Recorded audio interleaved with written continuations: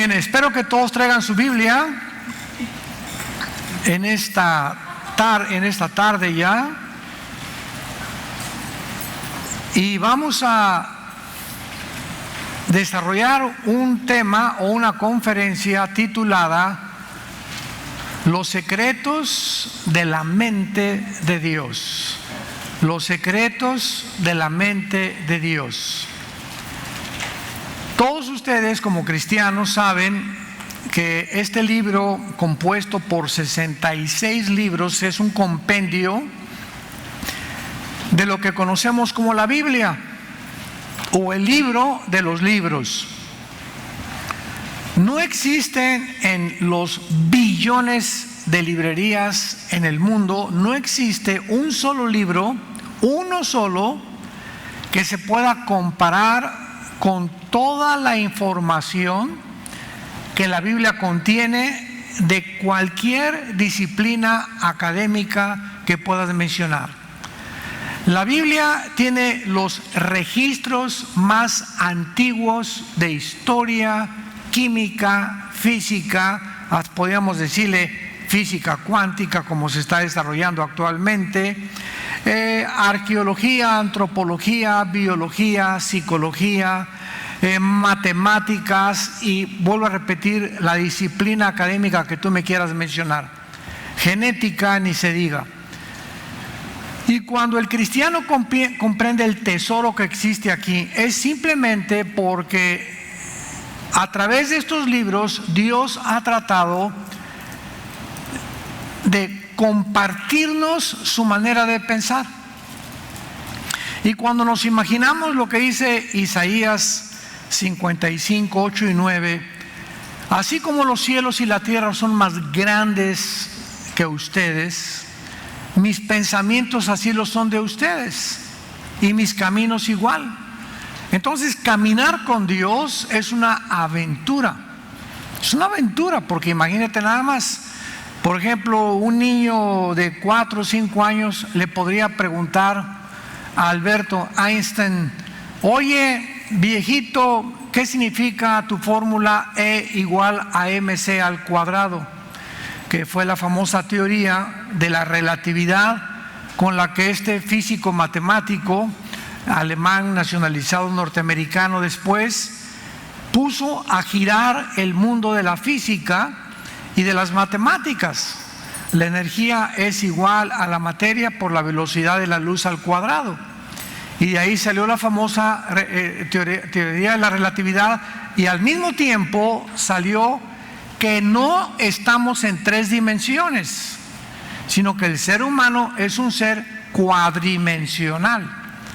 Entonces nosotros, los seres humanos, estamos ubicados en un universo de 4 dimensiones, alto, bajo, ancho, y con la teoría de la relatividad, con la revolución que hizo Einstein, nos colocamos ahora que en el tiempo, y el tiempo es la 4ª dimensión en la que tú y yo nos encontramos, pero también se descubre con la teoría de la relatividad de Einstein que el tiempo no existe. Y ahorita todos nos quedamos así, ¿verdad? O sea, ¿cómo que no existe el tiempo? Bueno, para que no se empachen, como decimos en mi tierra, ¿verdad? Para que no nos atragantemos con el filete que nos estamos comiendo de carne. Recuerden algo, este libro que tenemos aquí en la Biblia fue escrito en 1500 años.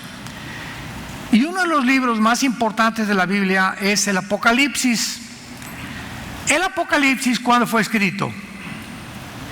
Hace 2000 años. Síganme con mucho cuidado. Juan hace 2000 años viajó por el tiempo. Viajó casi 2000 años y vio algo hace 2000 años que ya sucedió, que no ha sucedido y que está por suceder.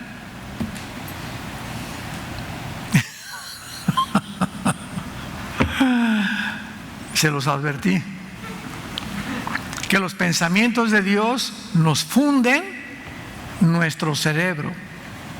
O sea, Juan vio hace 2000 años, tú ves el Apocalipsis y el anticristo vi a marcar y vi esto. Él estaba viendo algo que no ha sucedido ahorita en el presente, pero que sin embargo cuando Juan lo vio ya estaba sucediendo, y aún no ha sucedido y va a suceder. Y cuando decimos que el tiempo no existe, pues nos funde, ¿verdad?, los circuitos de nuestras neuronas del cerebro, y tratamos de entender qué significa esto, que el tiempo no existe. O sea, que algo que ya sucedió o que está sucediendo o que ya va a suceder, ya sucedió, pero no ha sucedido y va a suceder. Entonces, con esto llegamos a un punto. La Biblia es un libro hiperdimensional. Es el único libro que se sale de las 4 dimensiones del ser humano.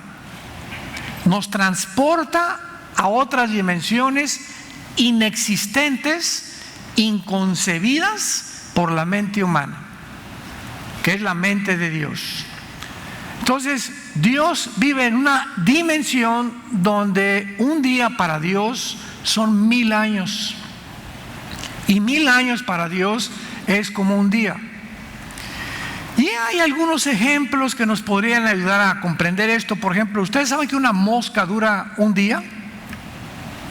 Y durante esos 24 horas, en la mente de la mosca parece que vivió 20 años. Porque el tiempo para las moscas no es igual que nosotros. Antes del diluvio, los hombres vivían, Matusalén vivió 969 años, Adán 930 años. O sea que a los 200 años eran niños. Y nos damos cuenta cómo Dios ha permitido de alguna forma, acaba el diluvio y se reduce otra vez la edad del ser humano.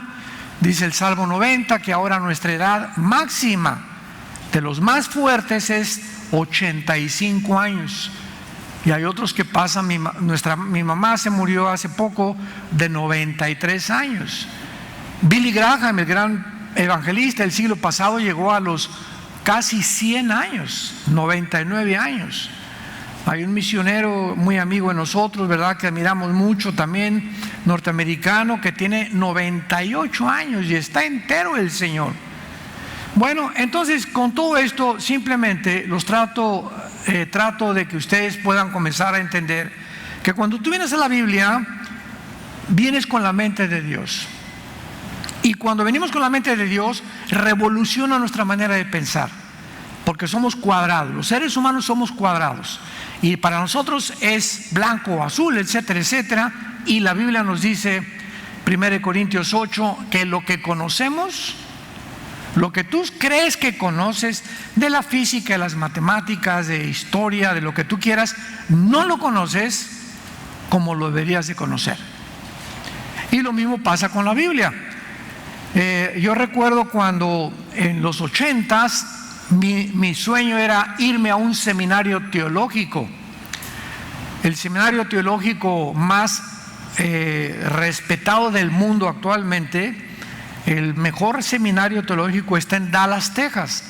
Es el Dallas Theological Seminar, donde han salido los más grandes hombres de Dios, donde tiene la doctrina más sana que podamos nosotros encontrar en la Biblia. Era mi sueño. O había otro también en Guatemala, pero de alguna forma Dios me impidió irme a un seminario a entrenar, porque yo a los 20 años ya era papá.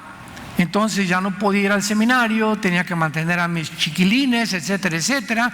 Y Dios tiene un camino diferente para todos nosotros. Pero yo le di gracias a Dios porque esto me permitió convivir con diferentes denominaciones cristianas. Entonces yo me convierto con un misionero bautista y me da muy buena doctrina. Nos venimos a Acapulco a vivir. Bueno, aquí pasé toda mi infancia en Acapulco y también aquí comencé mi ministerio cristiano. Y aquí en Acapulco conozco a una iglesia pentecostal que estaba en la colonia Progreso, el hermano Felipe, me acuerdo también, ya está con el Señor, hermano Felipe. Entonces yo venía de bautistas y conocí cosas que los pentecostales, que los bautistas no hacen, y que los pentecostales tampoco hacen de los bautistas.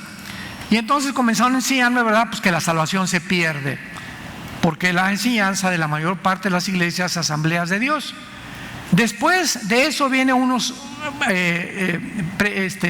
misioneros presbiterianos norteamericanos que tenían en un edificio aquí en la costera, se reunían en un departamento para tener estudios bíblicos, y me comencé a reunir con ellos y me enseñaron la teología de la Reforma. Así se llama la teología de Juan Calvino. Todos los presbiterianos tienen la teología de la Reforma, y ellos enseñan, la mayoría, que Dios escogió a unos para el infierno y otros para el cielo, que se conoce como la famosa predestinación o el hipercalvinismo. Y así fue recorriendo diferentes denominaciones y me di cuenta, ¿verdad?, que si yo hubiera ido a un seminario presbiteriano, hubiera yo salido con la mente de Calvino. Si hubiera ido a un seminario pentecostal, hubiera salido con la mente de Pentecostés, que la salvación se pierde. Si hubiera ido a un seminario bautista, hubiera negado, ¿verdad?, que hay dones espirituales todavía. Entonces comprendí después de muchos años por qué Dios impidió que yo fuera a un seminario. Y no es que sean malos los seminarios, lo que trato de decirles es que si tú fuiste a algún seminario o quieres ir a alguno de estos denominacionales, te van a cuadrar, porque nos cuadramos de acuerdo a la escuela que vamos. Vas a una iglesia católica, sales con la mentalidad del Vaticano. Eres niño y tus papás fueron budistas, creces con el budismo. Eres musulmán, te cuadran con los musulmanes. ¿Me van siguiendo? Entonces vemos de qué forma el mundo, de acuerdo a el ambiente donde nos desarrollamos, nos va formando la mente, la manera de pensar.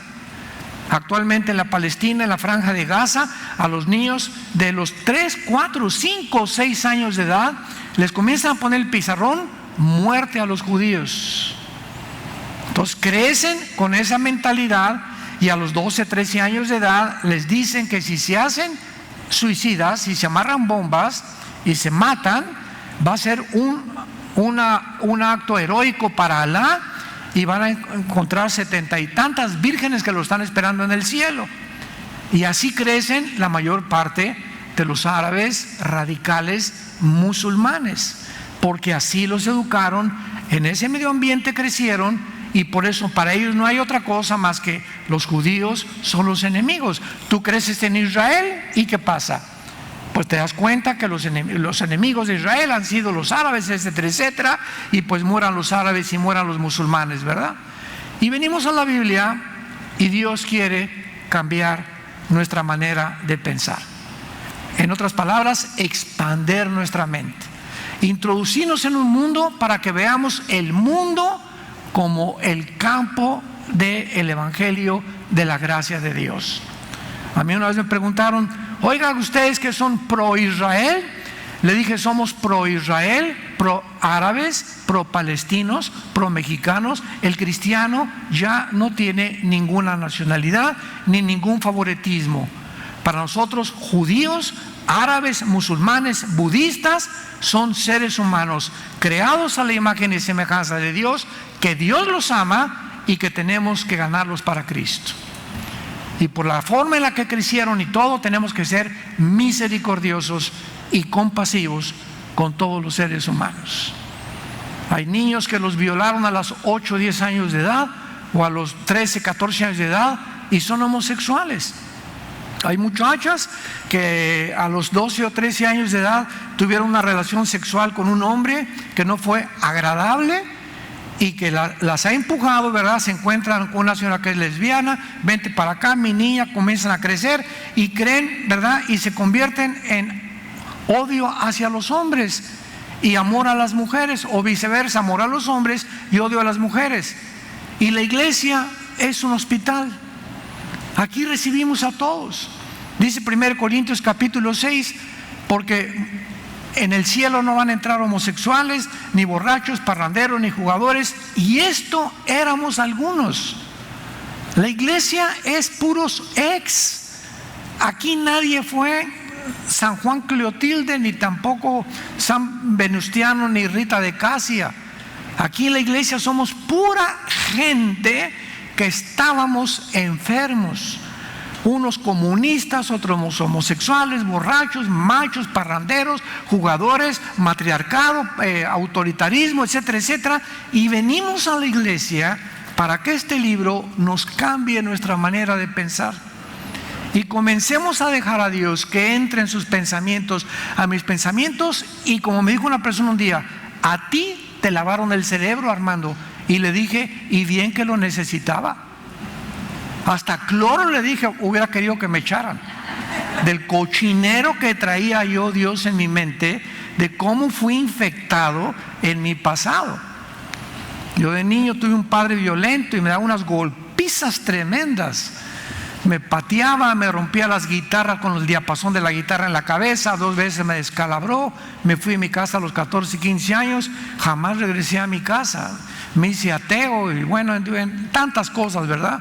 Que no quiero contar ahora mi testimonio, pero cuando llegué a Cristo era una persona lastimada, enferma, con programas que en la computadora de mi mente el mundo me metió, que el comunismo, que esto, que lo otro, que el mundo no sirve, que aquí no hay nada vale la pena por lo cual luchar ni por lo cual vivir, todos una bola de hipócritas, el Papa es hipócrita, el Papa roba, el presidente roba, todos roban, nadie le interesa mi vida, etcétera, etcétera. Así llegué a la cruz. Y ha sido un proceso de 46 años. Este año cumplo 46 años de cristiano, 43 años de predicar el Evangelio. Y aquí fue en Acapulco donde comencé a predicar precisamente. Por eso amo tanto este puerto maravilloso.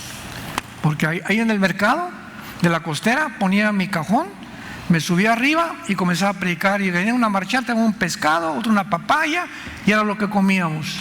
Y me rodeaban así como 10 o 15 personas en el mercado, en mi cajita de cartón, predicando en el mercado. Ahí comencé a predicar. Era una pasión por dar a conocer a Jesucristo. Muy bien.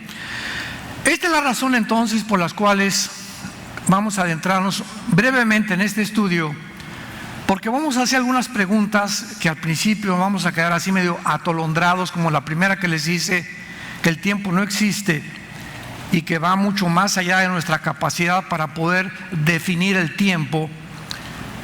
La otra pregunta es, ¿creen ustedes que lo infinito puede caber en lo finito? Todas estas preguntas son bíblicas y esto es lo que más nos debe de importar. O sea, hagámonos una pregunta. ¿Puede acaso lo que es pequeño contener lo grande? Y la mayor parte de ustedes, siguiendo una línea de lógica elemental, contestarían, pues no, ¿verdad? ¿Puede lo finito contener lo infinito? ¿Verdad? O lo finito, a lo finito no. Muchos contestarían que no. Sin embargo, recordemos algo. El Dios infinito,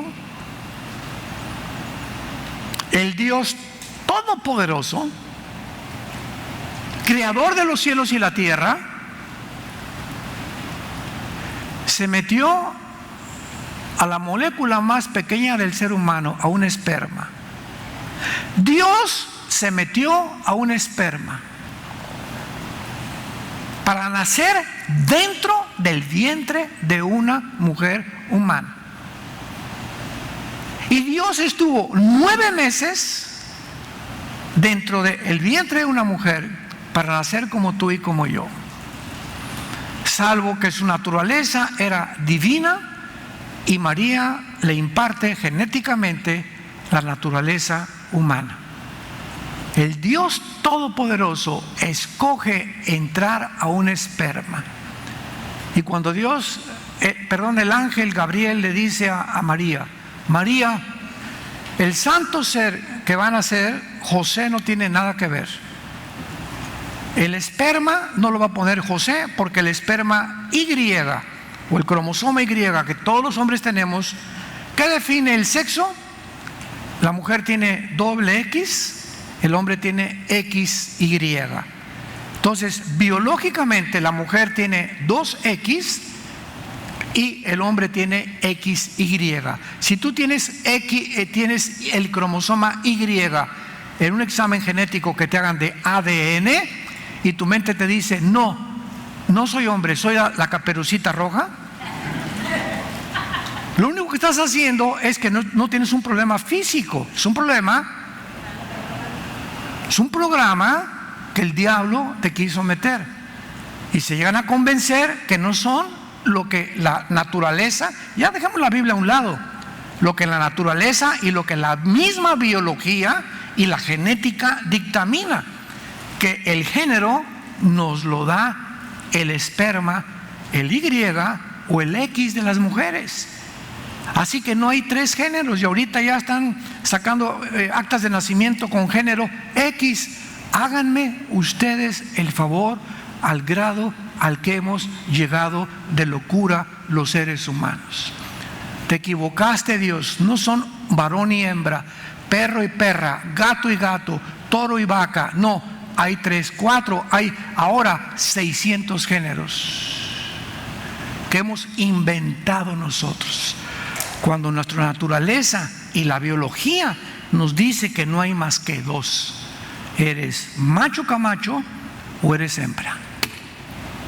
Bueno, entonces vemos nosotros como el ángel le dice a María que iba a entrar a vivir dentro de ella, y el cromosoma Y, que José no podía mediante una relación sexual normal tener y poder criar al Hijo del Hombre y al Hijo de Dios tenía que poner ese cromosoma. Esto es increíble, ¿verdad? Como lo infinito entra a vivir en lo finito, pero en lo más pequeño, microscópico que hay. ¿Quién podría, qué escritor, ni Julio Verne, ni nadie podría jamás haberse imaginado? Porque eso sería inconcebible aún para la filosofía de los griegos, porque toda la filosofía viene de Atenas y de Roma y de Jerusalén. Toda la historia, la democracia nació en Atenas, fracasó con los senadores porque no funcionó y volvió otra vez a tratar de implementarse. Ahora la democracia se acaba de derribar otra vez. Ahora vemos otra cosa. Dice en 1 Corintios 2:16. No sé cuántos han leído ustedes eso. 1 Corintios 2:16. Tenemos la mente de Cristo. ¿Se han puesto ustedes a reflexionar esta declaración del Espíritu Santo? Tengo la mente de Cristo. La mente del Hijo de Dios ha sido sembrada dentro de mi mente humana. Y si yo tengo la mente de Cristo, es exactamente que necesita esta semilla, así como tú tienes una semilla.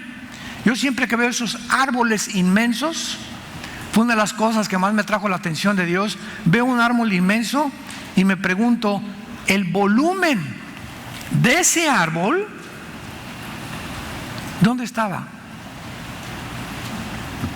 Una semilla de este tamaño contenía el volumen. ¿Quién puede imaginarse que en algo tan pequeño puede haber y existir potencialmente algo tan grande? La semilla contenía ese árbol tan grande.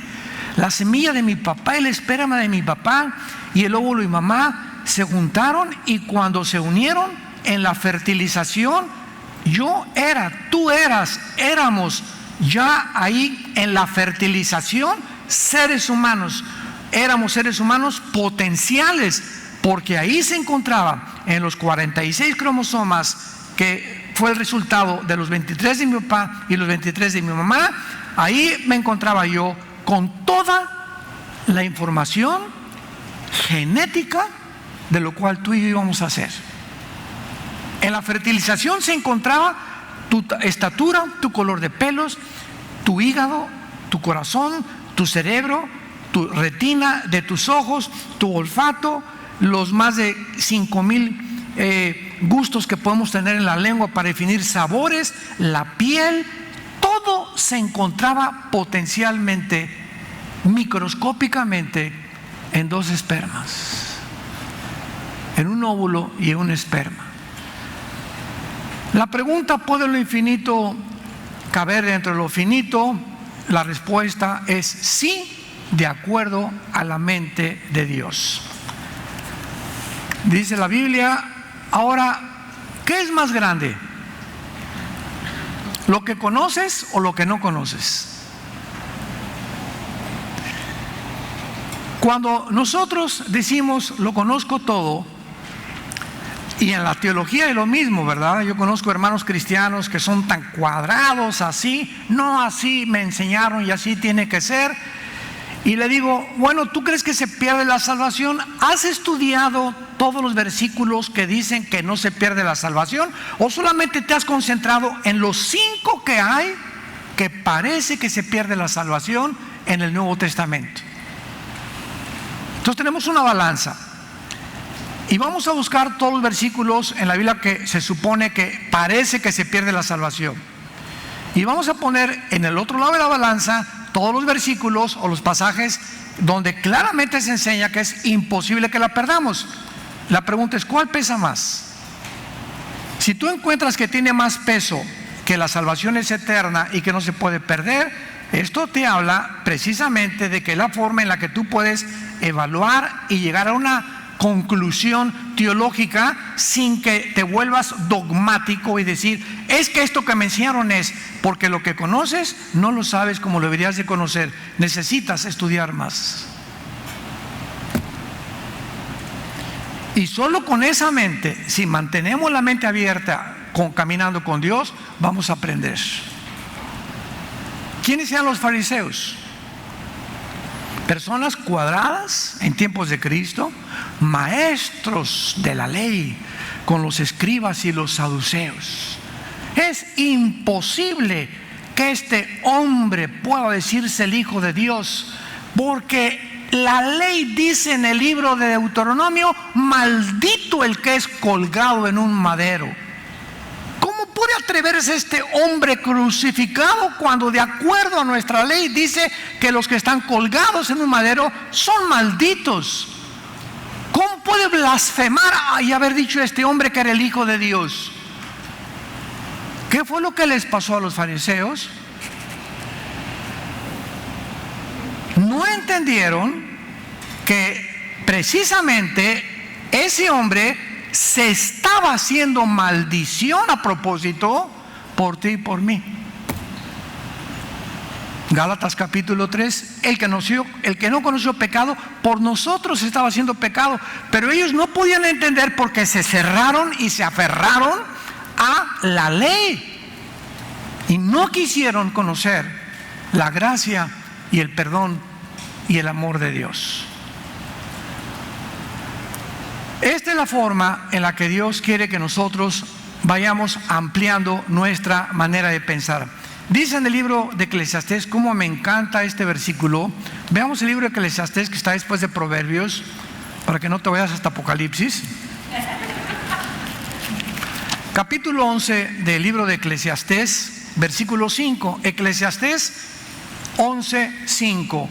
Como tú no sabes cuál es el camino del viento, pregunta, ¿tú sabes dónde nace el viento? ¿Cómo se junta el viento? ¿Quién lo empuja y hasta dónde llega? Fíjense la pregunta que nos hace 3000 años Salomón. Nada más ponte a pensar eso, tú que te dices ateo. Yo soy maestro de la universidad, filósofo, doctorado en ciencias políticas y filosofía. Tú no sabes lo que debes de saber, y lo que sabes no sabes como lo deberías de saber. Dios viene a pulverizar nuestro orgullo intelectual, nos aplasta como chinches para que podamos reconocer que lo que sabemos es el producto de un orgullo humano que nos ha ensoberbecido y nos ha hecho creer que tenemos las respuestas dentro de nosotros de los misterios de la vida. Así como no sabes cuál es el camino del viento o cómo crecen los huesos en el vientre de la mujer encinta, así ignoras la obra de Dios, el cual hace todas las cosas. Como no comprendemos cómo un universo con leyes cósmicas, la ley de las nucleares, la ley de la gravitación y el electromagnetismo, que son leyes, ¿verdad?, inmutables. Yo me levanto todos los días y hay sol y hay día, hay sol y hay día. La Tierra gira en 24 horas a una velocidad perfecta alrededor del Sol en 365 días, y nadie se pregunta que la ley de la física contradice el movimiento de la Tierra. Por eso en los 90, cuando me invitaban a dar conferencias en la Facultad de Filosofía y Letras de la UNAM en México y en la Facultad de Física, traía yo todo esto, todas estas municiones, porque las universidades en México se infiltraron con ateos en los 80s, 90s, cuando cayó en Chile el presidente Allende. Trajeron a todos los maestros ateos y los metieron a la UNAM y al Politécnico de México, y todos eran comunistas. Y en los 70s, 80s, ya en el 90 bajó un poco la cosa. Todo mundo en México, ser ateo era ser intelectual, y los cristianos eran unos pobres tontos, babosos, que no sabían nada, cuando teníamos el libro de los libros. Un médico le dices: ¿tú sabes cómo crece? Bueno, lo que sé, tenemos el ultrasonido y todo, pero el universo, ¿cómo se formó? Como no sabemos, porque escucha esto, la ciencia nunca nos podrá decir cómo se originó el universo. Para que sea científico algo tiene que ser demostrable, tiene que ser probado en tubos de ensayo para que se pueda ser de carácter científico. Lo que no es repetitivo es imposible que sea científico, es teórico, especulativo, hipotético, filosófico. Entonces es imposible que podamos retroceder y saber cómo se formó el universo. Científicamente nadie puede saber cómo se formó el ser humano, ni nadie puede saber hacia dónde se dirige la historia, más que en este libro. Entonces, como no sabemos por la ciencia cómo se originó todo, inventamos la teoría del Big Bang, de la gran explosión. No, el universo, ¡pum!, hubo una explosión en el universo, y el desorden vino el orden, contradiciendo la primera y la segunda ley de la física, de la termodinámica, contradiciendo la explosión, la ley de la termodinámica, la primera y la segunda ley. Nunca jamás del desorden ha salido el orden, por el amor de Santa Cachucha. ¿Cómo es posible? Agarro yo una enciclopedia y la corto en pedacitos y le pongo un ventilador y me voy a esperar 1.000.000 de años para que se pongan las hojas de la A a la Z en orden. Voy a agarrar a 10 changos y los pongo en un piano y voy a esperarme 5 millones de años para que los changos compongan la 10ª sinfonía de Ludwig van Beethoven. Ahí te vas a sacar 5 millones de años, porque jamás los changos la van a componer, ni tampoco nunca el desorden se formará el orden. Jamás contradice las leyes de nosotros mismos. Entonces, todo como eso, ok, y si tú sigues con esa ley, ¿cómo se produjo la explosión? ¿Cómo se produjo la explosión? ¿Qué hubo? Porque a toda causa hay un efecto, y todo efecto tiene una causa. ¿Y quién produjo la explosión? ¿De dónde? Si la nada no produce nada. Cabeza de mamey. La nada no produce nada. Entonces, ¿cómo es que de la nada surgió una explosión? Alguien tuvo que haber algo para que pudiera llegar a la explosión. Y aun cuando tú me digas que surgió una explosión, nunca me vas a contestar el origen de la vida. ¿Por qué? Porque es imposible que la ciencia lo haga. Pero dice Romanos capítulo 1, profesando ser sabios, se hicieron necios. Muy bien. Vayamos a 1 Corintios capítulo 2, para que la mente de Dios nos comience a ampliar nuestro entendimiento. Y comencemos a entender por qué el ser humano piensa como piensa, hace lo que hace, y lo que sabe, que no sabe ni siquiera lo que sabe, lo ha ensoberbecido y lo ha convertido en Dios o en dioses. Nos encontramos en el siglo XXI. Nunca la tecnología había sido tan desarrollada, avanzada desde el siglo pasado como en el siglo XXI. Ahorita cada año una computadora ya es obsoleta. iPads, celulares, esto, el otro, el chip, el microchip, así estamos con una tecnología impresionante. Ya se puede la biometría también.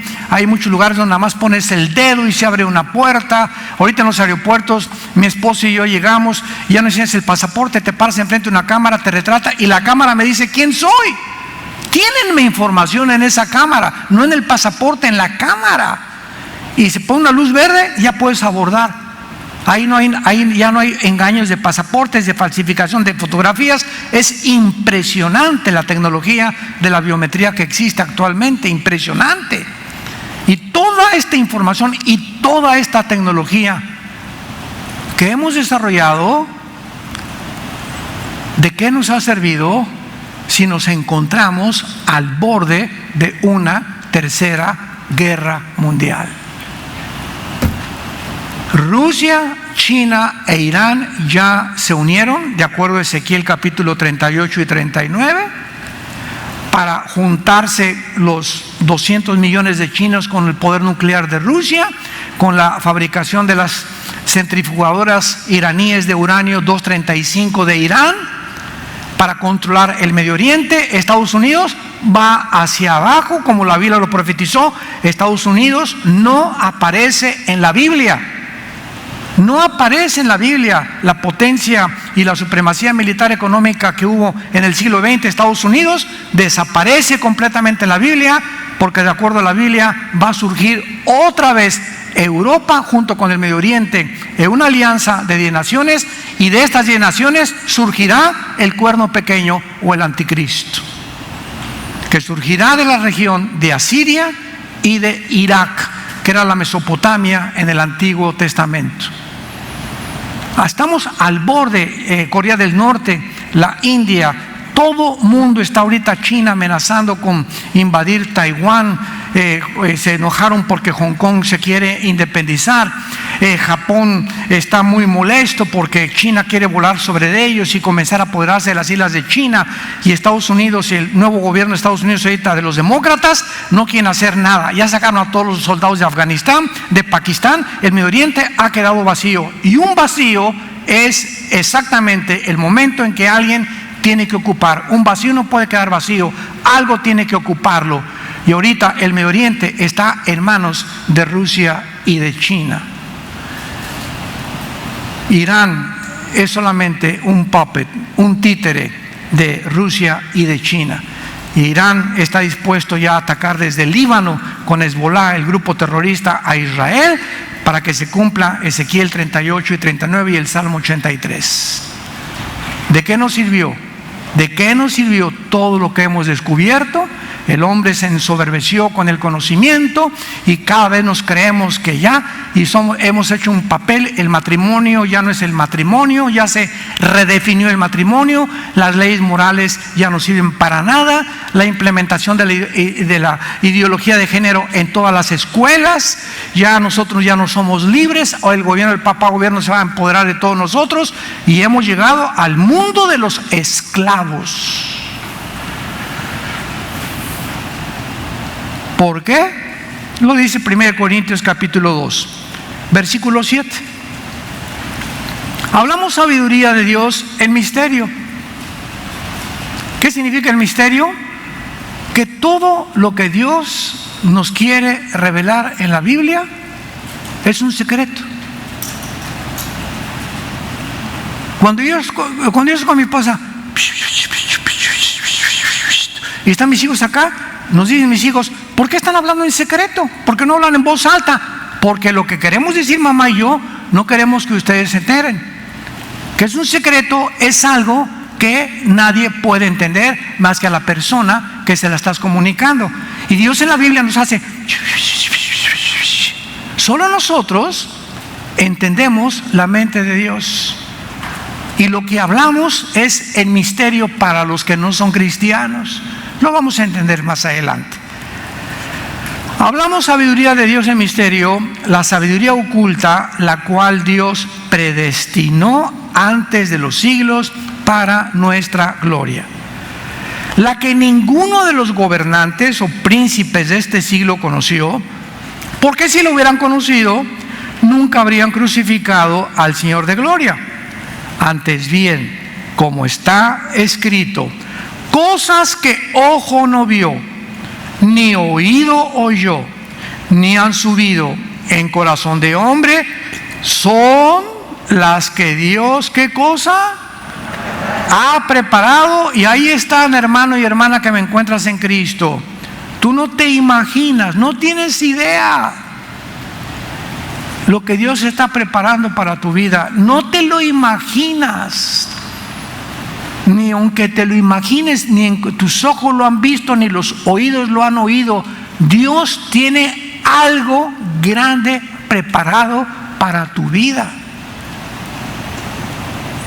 para los que aman a Dios.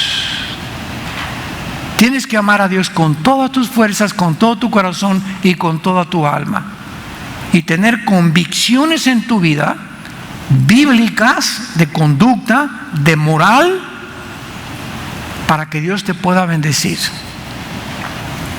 Y dice el versículo 10, pero Dios, todas estas cosas vienen por revelación, no vienen por aprendizaje.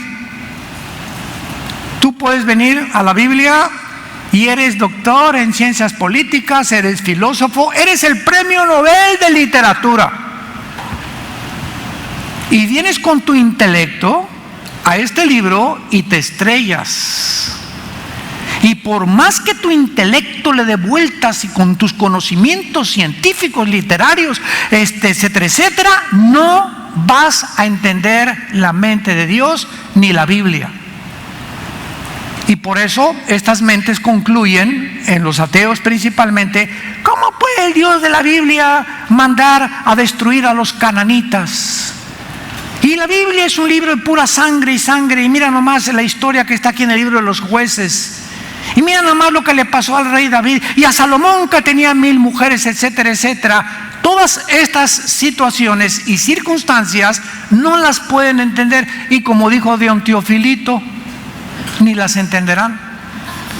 Chocan, porque sus mentes no pueden entender por qué la mente de Dios o permitió estas cosas, o Dios aceptó que sucediera lo que estaba sucediendo.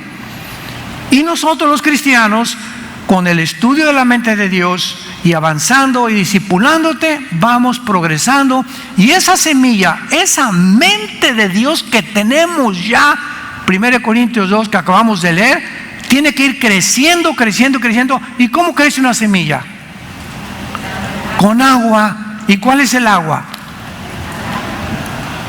Este libro, en la continuidad que tú le dediques y la perseverancia de leer, estudiar, memorizarlo, estás regando la mente de Cristo, y tu mente va a los 4 años de ser cristiano, a los 10 años de ser cristiano, se va a expandir como un globo que le echas agua, y más y más y más vas a comprender. Y el camino del justo es como la aurora que va en aumento hasta que el día es perfecto, hasta que lleguemos a la comprensión total cuando estemos delante de Dios, porque la tierra será llena, dice Isaías 11, del conocimiento de Dios.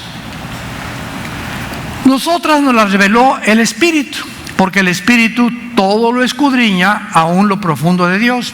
En otras palabras, el único maestro que te puede enseñar y que me puede enseñar a entender la mente de Dios es el autor de la Biblia, el Espíritu Santo.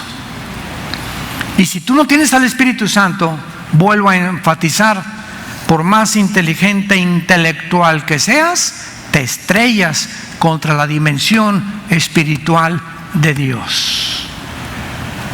Porque el Espíritu, versículo 10, todo lo escudriña, aún lo profundo de Dios.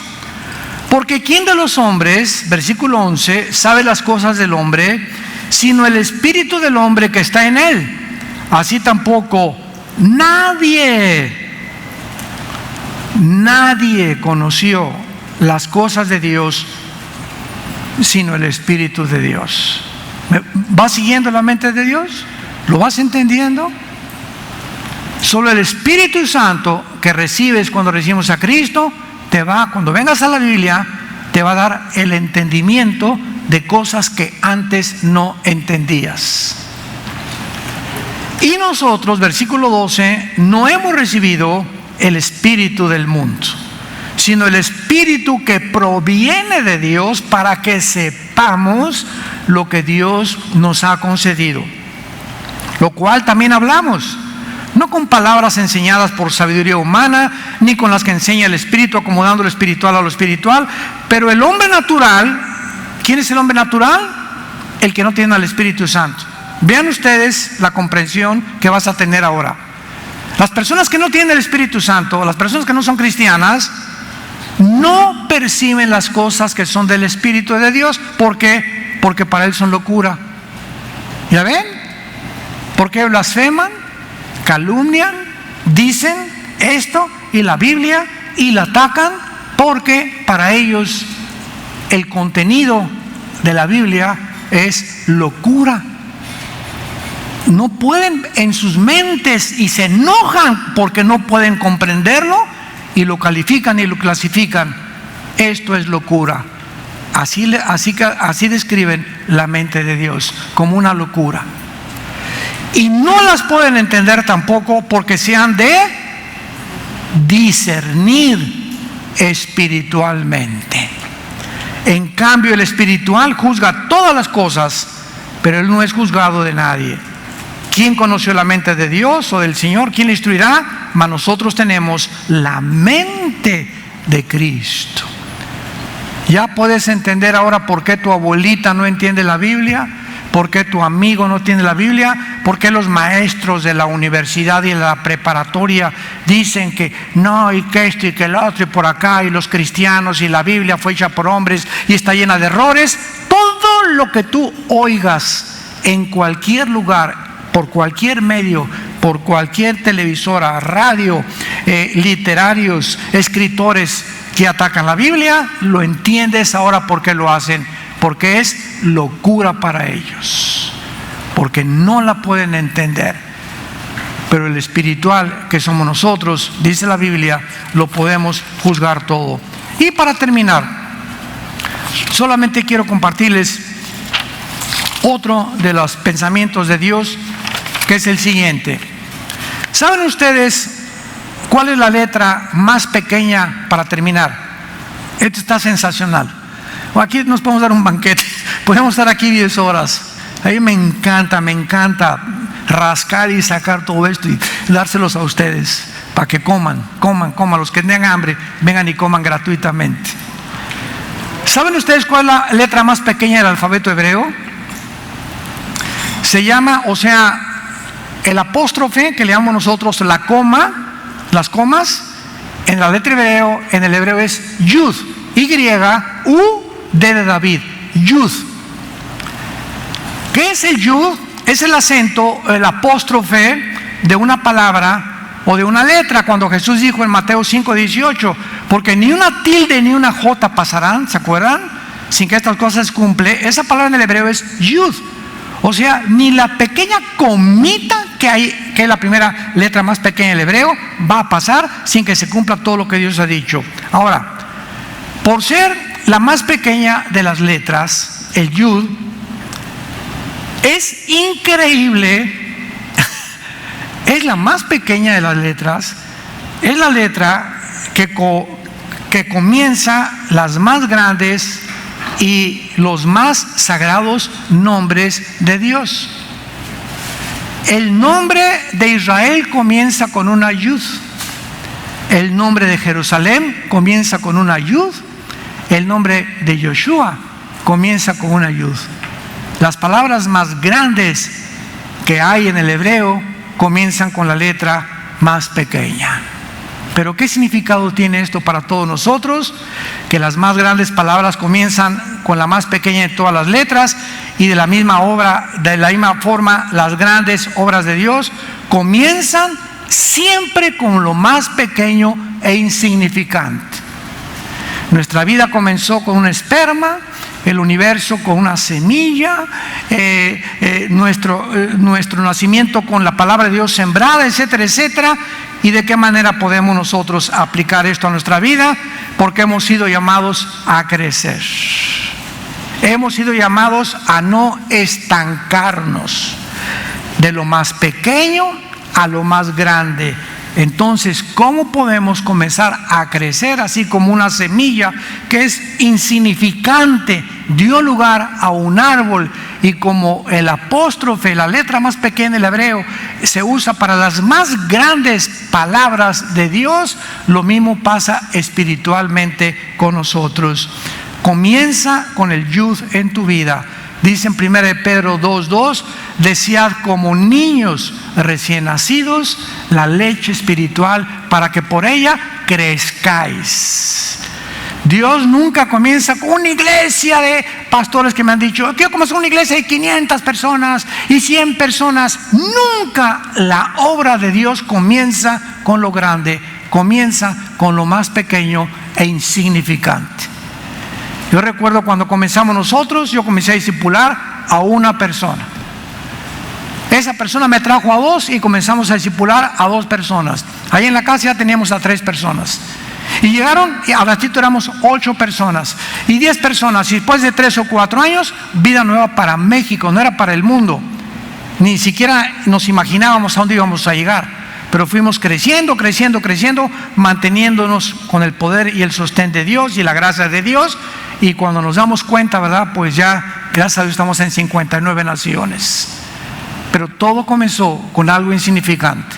Yo estaba en la sierra, durmiendo en pisos, ¿verdad?, de adobe, tapándome con periódicos, mi ladrillo envuelto en periódicos.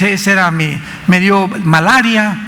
Estuve en un pueblo de leprosos aquí, en un pueblo que se llama El Ciruelo, ustedes lo van a conocer, casi frontera con Oaxaca.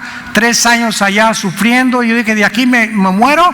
Descubrí que tenían lepra y no había nada, éramos pobres, comíamos lo que cortábamos en los árboles y lo que pescábamos aquí en Acapulco, allá por pie de la cuesta. Y así tuvimos 3 años, pero Dios tenía que comenzar desde abajo, porque así es la obra de Dios. No anheles grandes cosas, comienza con lo más insignificante.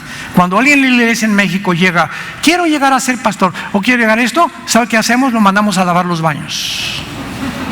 Así llegaron 3 disque profetizas hace mucho tiempo. Venga, hermanos, dicen, somos profetizas las 3. Era un trío de mujeres. ¿De veras? Sí, traemos la palabra de Dios y la profecía, etcétera, etcétera. Queremos participar en su iglesia. Váyanse a lavar los baños. Usted no sabe, somos profetas. Que no, yo, váyanse a lavar los baños. Ahí comenzamos con todo el que quiere un puesto, comiencen a servir, a quitar las mesas, a barrer y a trapear. Y muchas veces mi esposo y yo nos metemos a los baños y lavamos los baños enfrente de la gente. ¿El hermano pastor, el doctor Alducin, lavando los baños? Sí, claro que sí. ¿Quiénes somos nosotros? ¿Quiénes somos? Estamos para lavarle los pies a ustedes nosotros.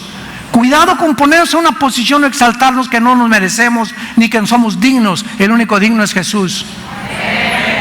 Venimos nosotros a servir y a seguir el ejemplo y las pisadas de Jesucristo, que se hincó, agarró un trapo y le lavó los pies. El Dios creador del universo le lavó los pies a sus discípulos y abrió los brazos en una cruz. ¿Somos más grandes que Él? ¿Quién puede enorgullecerse de lo que Dios nos da en la vida cristiana? Cuando tú comienzas a entender esto, el yud es la más pequeña de las letras y los actos más insignificantes. Un vaso de agua insignificante que le des a alguien, Dios te lo premiará en su reino cuando Él regrese. Te damos gracias, Señor, por tu palabra. Oh, profundidad de las riquezas y de los misterios de Dios. Cuán insondables son sus caminos e inescrutables sus pensamientos. Así como no conocemos su obra, ni cómo comenzó todo, ni cómo somos, ni por qué crecemos, lo único que sabemos es que hace 2000 años Él, el Dios de la Biblia, abrió sus brazos en una cruz para decirnos: los amo. Dios te ama. De tal manera amó Dios al mundo que ha dado a su Hijo unigénito, para que si tú en esta tarde crees en Él, si le abres tu corazón, si crucificas tu ego, tu supuesto intelecto, que es soberbia intelectual, y reconoces que lo que sabes no lo sabes como lo deberías de saber, y que comparados con la grandeza de ese Dios que hizo los cielos y la tierra y el universo, porque los cielos cuentan la gloria de Dios y el universo la obra de sus manos,